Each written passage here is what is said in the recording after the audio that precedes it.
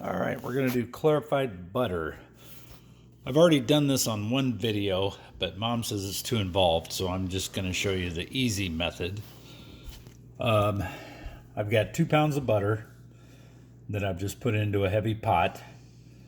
That's basically what I use is just regular salted butter. Technically, you're supposed to use unsalted butter. We're gonna separate it all anyway, and I just grab whatever. And I'm not too worried about sodium. It's a lot cheaper than buying ghee in the store. Ghee and clarified butter have become kind of interchangeable terms, but they're actually two different things. True ghee is a little bit more involved than butter, but we'll put that in the heavy pot and then put it on about medium low, somewhere in that frame, and then just let it sit and melt. You don't have to stir it, just leave it alone.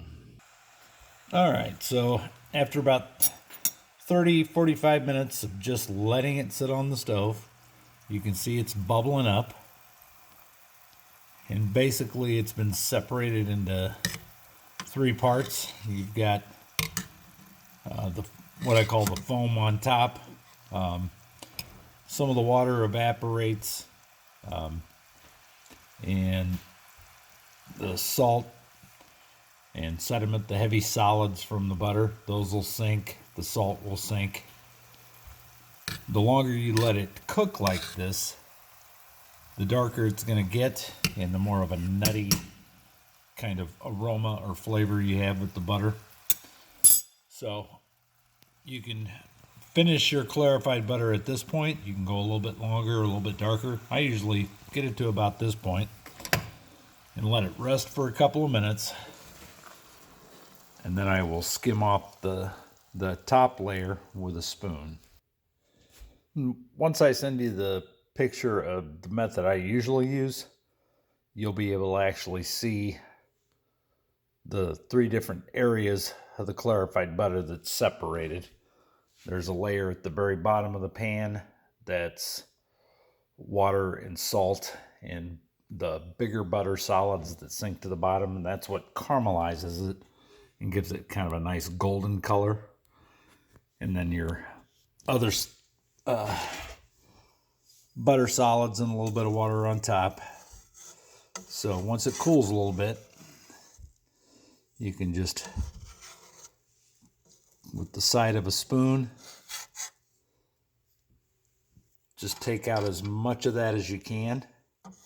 And this topping stuff, you can either just get rid of it, but it's a real salty, strong salty buttery flavor. It's a good topping for cooked vegetables. You can toss it on popcorn, so you don't have to throw away that part.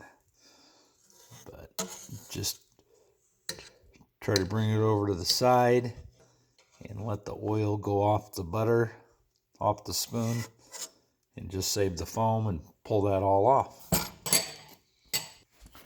Now that I've skimmed off the top layer completely, you can kind of get a feel for that bottom layer, the water and junk on the bottom. And what's left after you do the skimming is just the clarified butter, just the oil that's left. And then I like to store my clarified butter in a mason jar. You can use a Tupperware container. After you strain it, you can keep it in the fridge. I tend to go through the clarified butter pretty quickly, whether I'm using it to when I do omelets or my famous popcorn. You can fry in it because it has a higher flash point. It doesn't burn like butter does, because just normal butter, the water and salt that's in it is what burns and turns dark. So I just do cheesecloth, about 4 layers worth, and put it over the mouth of the jar, and then put the lid on, and then I'll just slowly pour the clarified butter through, because then that cheesecloth will catch any of the stuff I wasn't able to skin off the top. And when you get to this point, you just pour the butter through the cheesecloth and pour it slowly. Once you get down to the very end and you start seeing the clear water and gunk, you want to stop. Even if you leave a little bit of good butter in there, you don't want any of that water or the salt, the sediment, into your good clarified butter. So just pour it real slowly right through your cheesecloth.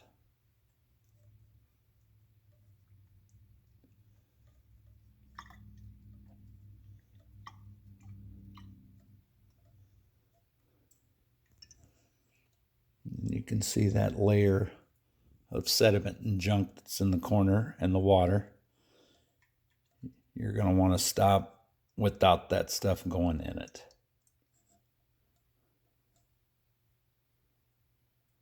And that is all garbage there.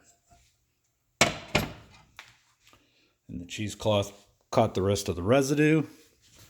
And you've got your nice, clear, clarified butter in there. So there you have it. I got rid of the cheesecloth that strained the rest of that stuff. Just pitched that, put the lid on. I'm going to leave it loose to cool off because it's still a little bit warm. And then once it's cool, I'll cap it off tight. And like I said, I keep mine in the cabinet. And then after this, I'll send you pictures as well of what it looks like when I do my other method, so you can see the separation a little bit better.